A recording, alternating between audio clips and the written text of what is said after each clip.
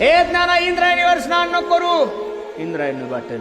ज्ञानोबरायणी इंद्रायणीवर स्नान केल्यानंतर इंद्रायणी बाटल हा त्रास होता. मधुकरी तर भेटतच नव्हते महाराज, पण मधुकरीच्या झोळीमध्ये माती कालवावी एवढा त्रास झाला. आणि खरं सांगू का महाराज, समाजाने विरोध केला यात काहीच नवल नाहीये, स्वतः जवळच्या लोकांनी विरोध केला, त्यामुळे ज्ञानोबराय खचून गेले. अरे ज्या ज्या जातीमध्ये जो जो संत जन्माला आलाय त्या त्या जातीचा इतिहास आहे की त्या त्या जातीतल्या लोकांनी त्या समाजाला त्रास, संतांना त्रास दिला. जगद्गुरु तुकोबरायचा गाथा बुडवण्यासाठी आपल्या माथ्याने जेवढा प्रयत्न केला, गाथा बुडवण्यासाठी पाकिस्तानवरून लोक नव्हते आले. ज्ञानोबरायला त्रास देण्यासाठी काही इराणहून लोक नव्हते आले महाराज, आपल्या सोबत राहणारे लोक. आणि ज्या दिवशी आपल्या सोबत राहणारे लोक आपला विरोध करतात ना, त्या दिवशी मनुष्य आतून खचून जातो.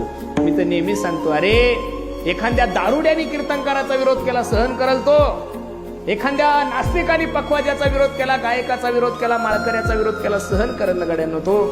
पण ज्या दिवशी एखादा गायकच गायकाचा विरोध करायला लागल, कीर्तनकारच जर कीर्तनकाराचा विरोध करायला लागल, माळकरी जर माळकऱ्याचा विरोध करायला लागल, तर कसं होणार महाराज.